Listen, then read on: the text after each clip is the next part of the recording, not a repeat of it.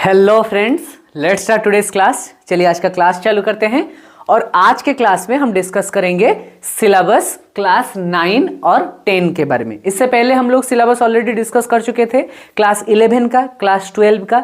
लेकिन क्लास 9 और 12 में जो लोग पेंटिंग्स ले रहे हैं मेनली उन लोगों के लिए ये सिलेबस है कि क्या सिलेबस है पेंटिंग के जो सब्जेक्ट कोड में क्लास 9 और 10 के लिए, क्या क्या चेंजेस हुए हैं, जो 2025 और 26 का क्या क्या चेंजेस हुए हैं, क्या क्या सिलेबस, क्या हमें पढ़ना है, कैसे हमें प्रिपेयर होना है हमारे 9th के और 10th के एग्जाम के लिए।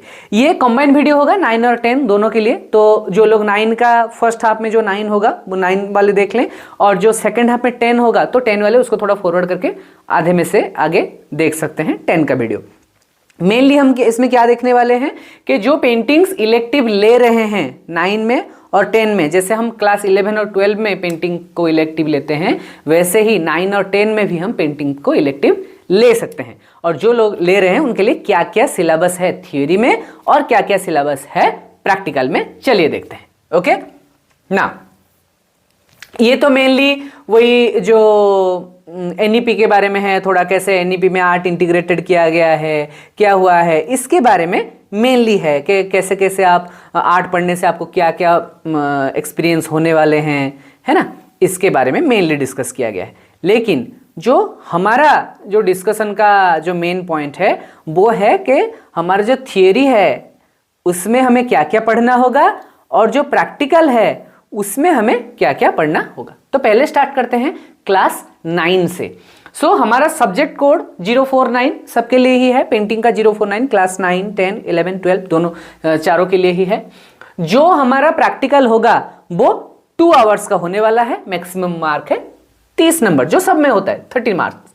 उसमें जो मेन 2 चीजें हैं वो है यूनिट 1 और 2 में जो 2 चीजें मेन हैं वो क्या है, एक तो यूनिट 1 जिसमें हम फंडामेंटल ऑफ विजुअल आर्ट पढ़ने वाले हैं, एलिमेंट्स ऑफ आर्ट्स, जो मैं इससे पहले आपको ऑलरेडी कंप्लीट कर चुका हूं, एलिमेंट्स ऑफ आर्ट्स, और उसके साथ methods and materials of painting. ठीक है, पेंटिंग में मेथड और मटेरियल क्या क्या यूज होता है और फंडामेंटल क्या है। जैसे फंडामेंटल एलिमेंट्स हम 7 फंडामेंटल्स, बेसिक फंडामेंटल्स हम जानते हैं, जिससे इससे पहले क्लास भी हो चुका है, आप इसको चेक कर सकते हैं। और जो मेथड एंड मटेरियल्स है उसमें क्या क्या है कि आपको पहले आर्ट के टूल्स क्या है वो पढ़ना है। आर्ट का जो टूल्स है जैसे पेंसिल हो गया, इरेजर हो गया, ब्रश हो गया, कलर हो गया, है ना, शार्पनर हो गया, पेपर हो गए, है ना, ये सारा टूल्स, कौन कौन से टूल्स यूज होते हैं और वो टूल का क्या क्या काम है। ठीक है, ये हम देखेंगे टूल्स में। और पेंटिंग मटेरियल्स में मेनली जो हम कलर्स के बारे में बात कर रहे हैं कि क्या डिफरेंस है पोस्टर कलर में, कैसे हम पोस्टर कलर को यूज करते हैं, वाटर कलर क्या है, कैसे हम वाटर कलर को यूज करते हैं, ऑयल पेस्टल्स क्या हैं और उसका कहां कहां पे कैसे यूज होता है, और पेंसिल्स, है ना, इसके बारे में पेंटिंग मटेरियल में हम डिस्कस करने वाले हैं। तो ये तो हो गया 15 मार्क्स के लिए, इससे ही 15 मार्क्स आएगा। तो आप इजीली ये जो 15 मार्क्स, ये एलिमेंट्स, ये समझने वाली चीज है, इसको कुछ याद रखने की जरूरत है नहीं, समझ गए तो रेडी, है ना। फिर इसके साथ टूल्स, मटेरियल्स, बहुत ही इजीली आप 15 मार्क्स यहां से स्कोर कर सकते हैं।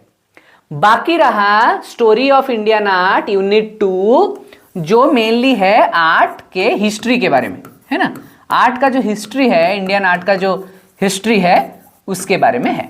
ठीक है, क्या है, appreciation of Indian art covering selected painting, sculpture and architectural glimpses. हम एक पेंटिंग पढ़ने वाले हैं, एक स्कल्पचर पढ़ने वाले हैं, एक आर्किटेक्चर पढ़ने वाले हैं और एक फोक आर्ट पढ़ने वाले हैं, जहां से हमें 15 मार्क्स यहां से स्कोर करना है। ठीक है, क्या क्या है पेंटिंग्स में, क्या पढ़ेंगे, विजार्ड डांस, भीमबेटका में जो प्री हिस्टोरिक रॉक पेंटिंग्स हुए उनमें से विजार्ड डांस के बारे में बस हमें पढ़ना है। बहुत इजी है, बहुत ही छोटा सा ही उसका सिलेबस है। वैसे ही स्कल्पचर में रिजर्व बैंक ऑफ इंडिया में न्यू दिल्ली में जो यक्षा यक्षी का जो स्कल्पचर है जिसको कि राम किंकर बेज ने बनाया है, उसके बारे में पढ़ेंगे कि क्या स्कल्पचर, कैसे स्कल्पचर वहां पे है और उसका क्या काम है, या फिर क्या उसका आर्टिस्टिक एस्पेक्ट्स हैं, और थोड़ा बहुत राम किंकर बेज जो आर्टिस्ट हैं उनके बारे में भी थोड़ा बहुत हम पढ़ेंगे वहां पे। फिर आएंगे architecture, sun temple Konark Odisha, जिसको हम ब्लैक पैगोडा करके भी बोलते हैं, बहुत ही फेमस टेम्पल है, पूरा होल इंडिया में बहुत ही फेमस टेम्पल है। तो सन टेम्पल कोणार्क को भी हम उसी पर्सपेक्टिव में पढ़ेंगे कि कोणार्क टेम्पल कहाँ पे है, किस मटेरियल से बनाया गया है, कैसे बनाया गया है, क्या उसका आर्किटेक्चरल फीचर्स हैं, क्या उसका आर्किटेक्चरल वैल्यू है ना, ये सब पढ़ेंगे। और फोक आर्ट, फोक आर्ट में मेनली जो फ्लोर में हम डेकोरेशन करते हैं, जो फ्लोर हमारा जो फ्लोर होता है ना घर के बाहर आंगन में हो गया, घर में रूम के बाहर हो गया, जो फ्लोर है वहां पे जो डेकोरेशन करते क्या है, अल्पना, रंगोली, मंदना। जैसे हम फ्लोर डेकोरेशन बहुत तरह करते हैं, झोटी हो गया, अल्पना हो गया, रंगोली हो गया, मंदना हो गया। रंगोली जिसमें सबसे फेमस तो रंगोली है ना, रंगोली हम सबको पता है, रंगोली करते हैं। रंगोली के साथ साथ हमें और भी क्या क्या पढ़ना है, मंदना क्या है, अल्पना क्या है, और इन तीनों में मेन डिफरेंस, बेसिक डिफरेंस क्या है, ठीक है। तो ये है और 15 मार्क्स। तो बहुत ही इजीली हम ये 30 मार्क्स आराम से लेके आ सकते हैं अगर हम पेंटिंग इलेक्टिव ले रहे हैं और ये सब ठीक से पढ़ रहे हैं तो, ठीक है ना। अभी चलते हैं थोड़ा प्रैक्टिकल की ओर।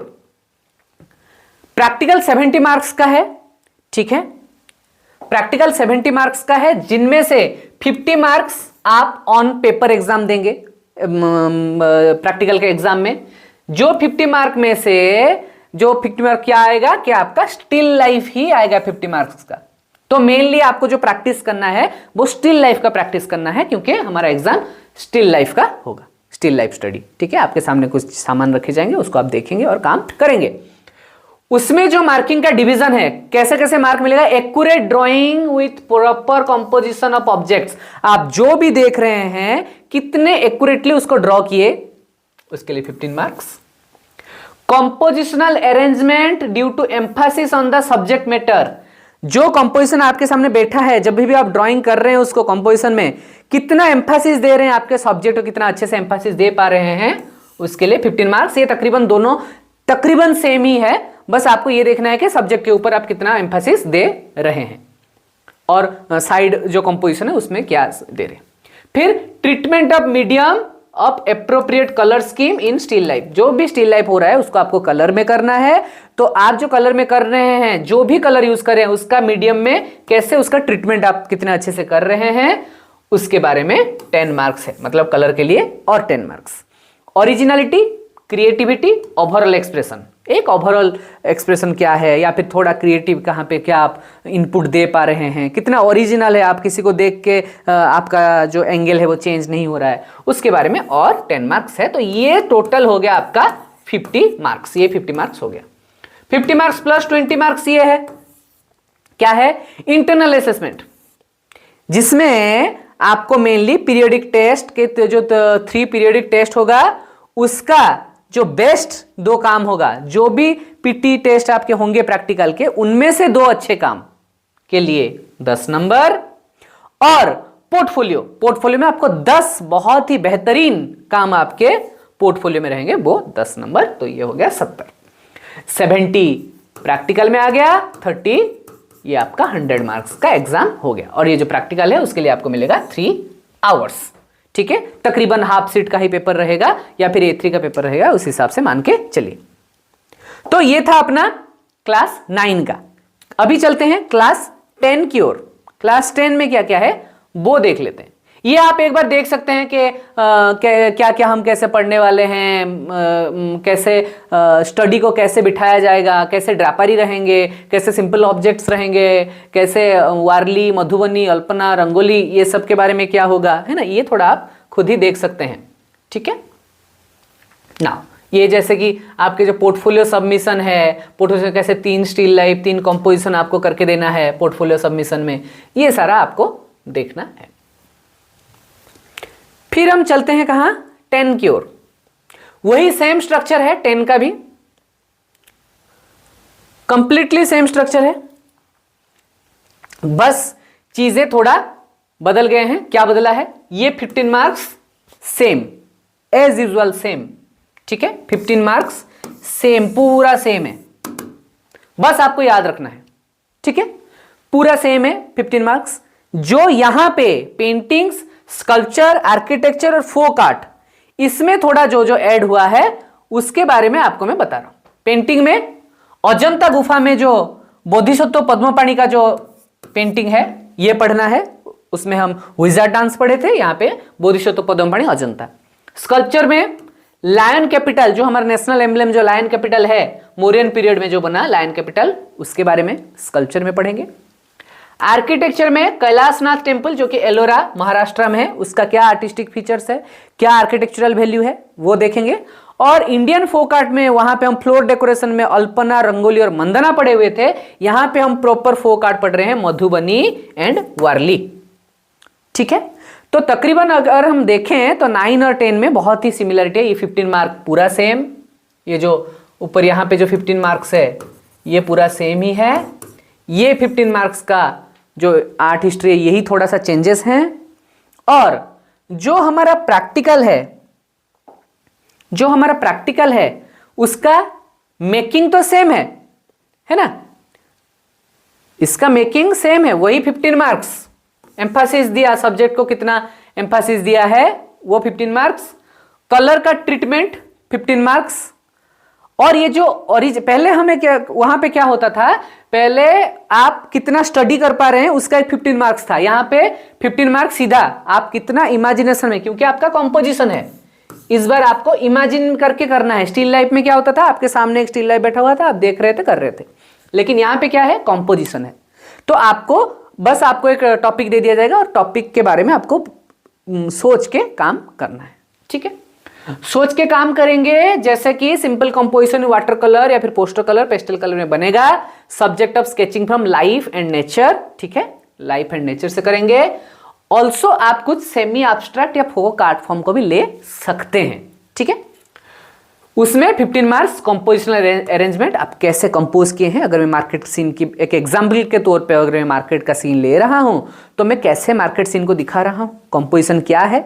ठीक है, ट्रीटमेंट ऑफ मीडिया, जो भी कलर आप यूज कर रहे हैं, पेंसिल यूज कर रहे हैं, उसका ओरिजिनलिटी एंड क्रिएटिविटी, कितना क्रिएटिव हो रहा है आपका काम दूसरे काम से, कितना ओरिजिनल है। ऐसा नहीं कि इंटरनेट में है आप उसको ही याद करके आ गए या फिर किसको देख के कर रहे हैं, ऐसा नहीं, कितना ओरिजिनल है।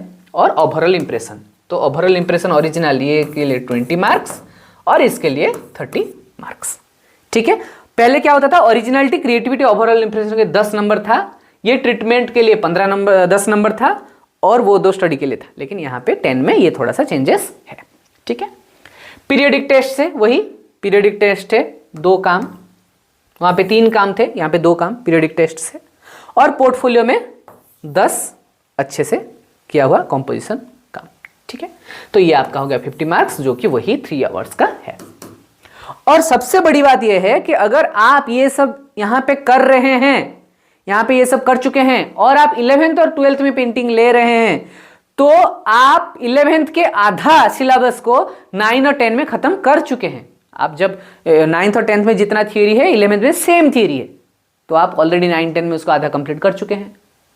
साथ ही साथ आप ये जो कंपोजिशन और स्टिल लाइफ कर रहे हैं, इसका जो आपका प्रैक्टिस बन रहा है, ये प्रैक्टिस भी आपको 11-12 में काम आएगा। तो जो लोग क्लास 11-12 में भी पेंटिंग लेने की सोच रहे हैं या जिसका भी पेंटिंग के लिए इंटरेस्ट है, आप लोग CBSE में पेंटिंग इलेक्टिव ले लें, क्लास 9th के से ही ले लें।